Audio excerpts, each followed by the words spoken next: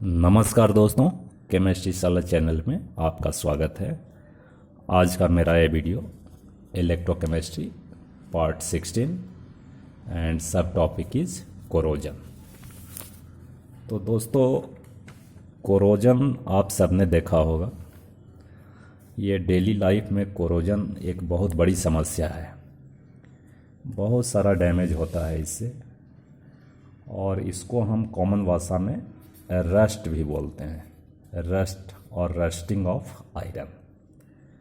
तो rusting of iron actually में क्या है कि अगर हम आयरन की बात करें तो आयरन ऑक्सीडाइज होता है। ऑक्सीडाइज होता है by losing electron, and this metal ion reacts with oxygen and water to form oxide of metal, and it is hydrated. XH2O means number of molecules of water depends on weather. अगर dry weather होगा तो water molecule कम होएगा, और moist होगा तो ज़्यादा होगा। तो दोस्तों, ये जो फिनोमेना है, कोरोजन का जो फिनोमेना है, it's a electrochemical phenomena. Electrochemical phenomena. अब ऐसा क्यों है ये आप देखिए कि अगर मान लीजिए आयरन बिल्कुल स्मूथ है, उसमें कहीं वाटर का डिपोजिशन नहीं होता है, तो उसमें रस्टिंग नहीं होगा। चूँकि इलेक्ट्रोकेमिकल फिनोमेना में इलेक्ट्रोलाइट चाहिए, डिपोजिशन ऑफ इलेक्ट्रोलाइट चाहिए और इलेक्ट्रोड चाहिए। तो इलेक्ट्रोलाइट तो metal itself acts as electrode, और उसमें जो इम्प्योर मेटल होते हैं वो एनोड का काम करते हैं। तो जहाँ रफ सरफेस होता है, जंग वहीं पे लगता है। आप बच्चों ऐसा करके देखना कि एक आयरन नेल को आप रफ सरफेस बना दीजिए, तो वहाँ रस्टिंग ज़्यादा होएगा। या साइकिल बाइसिकल वगैरह में भी देखे होंगे कि जहाँ स्क्रैच आ जाता है तो वहाँ रस्टिंग भी होती है। तो बच्चों, हमें ये समझना है कि हम एक आयरन का टुकड़ा लेते हैं और थोड़ा बड़ा पार्ट मैग्नीफाई करके इसको देखते हैं कि it's a surface is rough surface चीज देयर।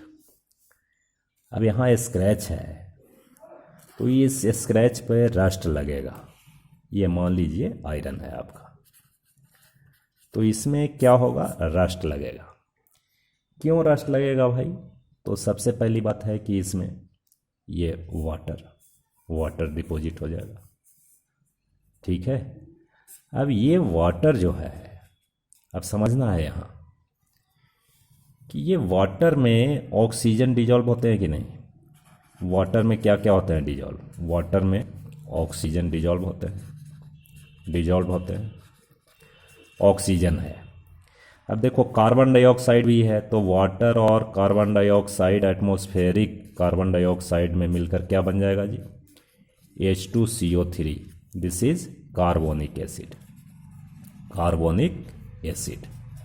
ठीक है दोस्तों। अब ये कार्बोनिक एसिड क्या रिलीज करेगा?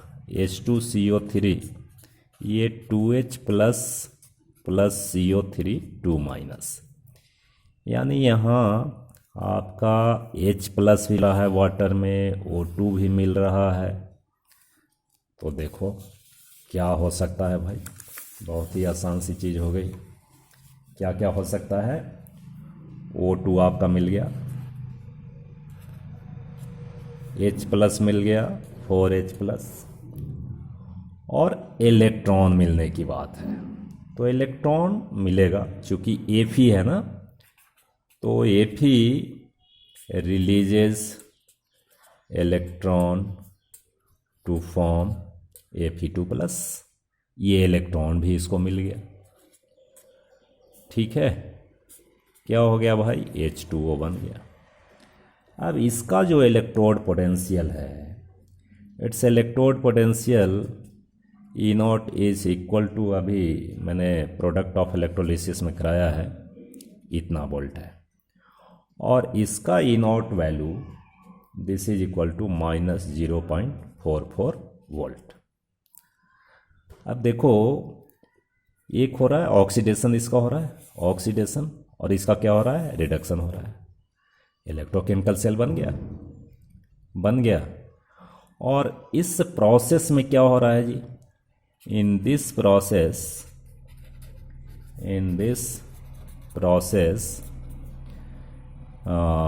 Fe changes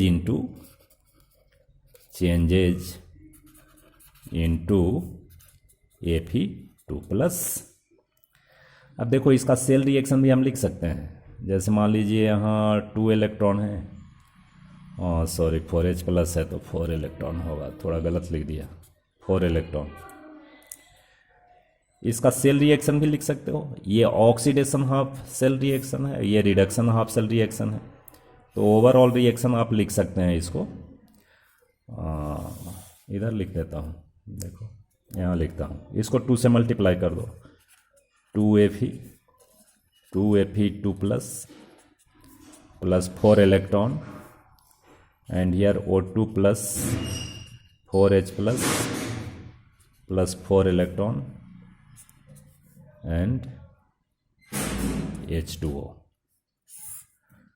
अब इसमें 4E कैंसिल, तो आपका बनेगा 2Fe plus O2 plus 4H plus 2Fe2 plus H2O। So this is cell reaction. ठीक है दोस्तों। अब इसके बाद देखो, इसके बाद मैं ये कह रहा हूँ कि इसमें क्या प्रोडक्शन हो रहा है, Fe2 प्लस।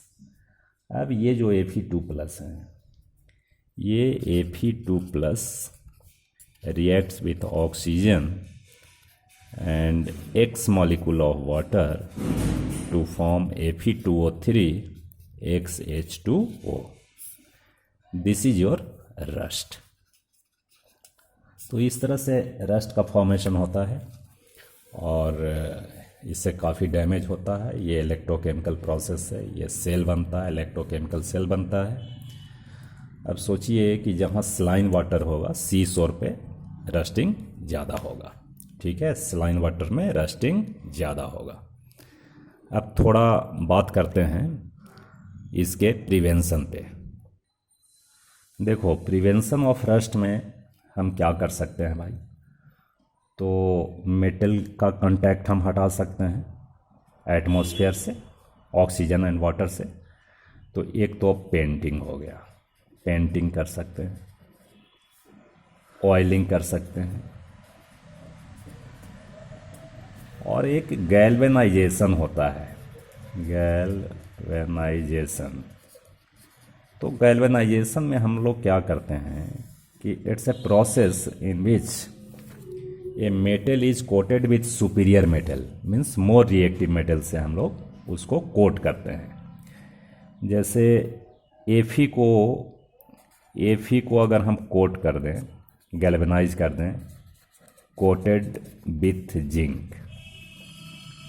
ठीक है, आप देखे होंगे कि बहुत सारे आर्टिकल्स होते हैं जो चमचमाता हुआ आयरन का होता है लेकिन चमकता रहता है, वो गैल्वेनाइज्ड होता है।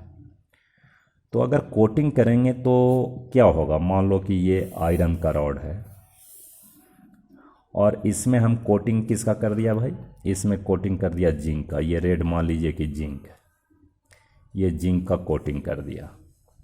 ठीक है, अब मान लो कहीं स्क्रैच होता है, स्क्रैच तो होगा ही, तो स्क्रैच होगा तो इलेक्ट्रोकेमिकल सेल बन जाएगा। यहाँ इलेक्ट्रोकेमिकल सेल बन जाएगा, वाटर एक्ट्स एज इलेक्ट्रोलाइट।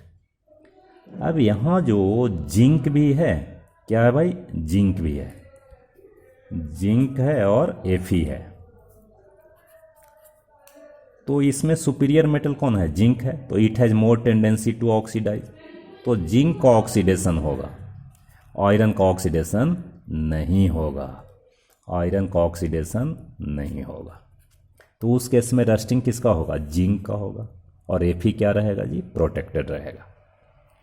तो एक गैल्वेनाइजेशन मेथड है एंड एक और है कैथोडिक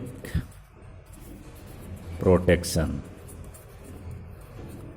इसमें क्या होता है कि जैसे मान लीजिए कि पेट्रोल पंप में जो टैंक होते हैं, पेट्रोल टैंक, वो अंडरग्राउंड होते हैं, या पाइपलाइन जो वाटर के होते हैं वो सारे आयरन के बने होते हैं। तो उसमें क्या होता है कि जैसे मान लो टैंक है, बहुत बड़ा टैंक है आयरन का, तो इसमें बीच बीच में हम सुपीरियर मेटल का ब्लॉक अटैच कर देते हैं। जैसे मान लीजिए मैग्नीशियम मेटल है तो मैग्नीशियम को यहाँ अटैच कर दिया। अब मान लो कि यहाँ ऑक्सीजन एंड वाटर दोनों मिल रहा है इसको, तो यहाँ क्या होगा, ये आयरन है और ये मैग्नीशियम है, तो मैग्नीशियम का ऑक्सीडेशन होगा। अगर इलेक्ट्रोकेमिकल सेल बनती है यहाँ पे इलेक्ट्रोकेमिकल सेल, तो मैग्नीशियम का ऑक्सीडेशन होगा, यानी Mg changes into Mg2++2 electron. ये 2 इलेक्ट्रॉन आयरन में जाएगा तो क्या इसका ऑक्सीडेशन तो होगा नहीं, ठीक है। तो Mg धीरे धीरे ये रिड्यूस कर जाएगा, यानी रस्टिंग किसका होगा, Mg का होगा। तो कुछ दिन बाद फिर ये ब्लॉक को रिप्लेस कर देते हैं। तो इसमें होता क्या है कि ये आयरन का टैंक बिल्कुल सेफ होता है। तो ये कैथोडिक प्रोटेक्शन मेथड है, इससे हम लोग प्रोटेक्ट कर सकते हैं। तो दोस्तों, आज इलेक्ट्रोकेमिस्ट्री का पूरा वीडियो जितना बनने लायक था बना दिया। इलेक्ट्रोकेमिकल सेल में ज़रूरत नहीं है, क्योंकि उसमें आपको सेल रिएक्शन और इलेक्ट्रोलाइट एंड इलेक्ट्रोड ये याद रखना है। तो हम समझते हैं अगर आप वीडियो देखेंगे तो आपकी पूरी तैयारी हो जाएगी। आप धीरे धीरे नोट बना लें, नोट बनाने के बाद उसका रेगुलर स्टडी करें तो आपका कोई प्रॉब्लम नहीं होगा। आप बहुत पढ़ें, बहुत मेहनत करें, अच्छा करें, यही मेरी शुभकामना है। बहुत बहुत धन्यवाद।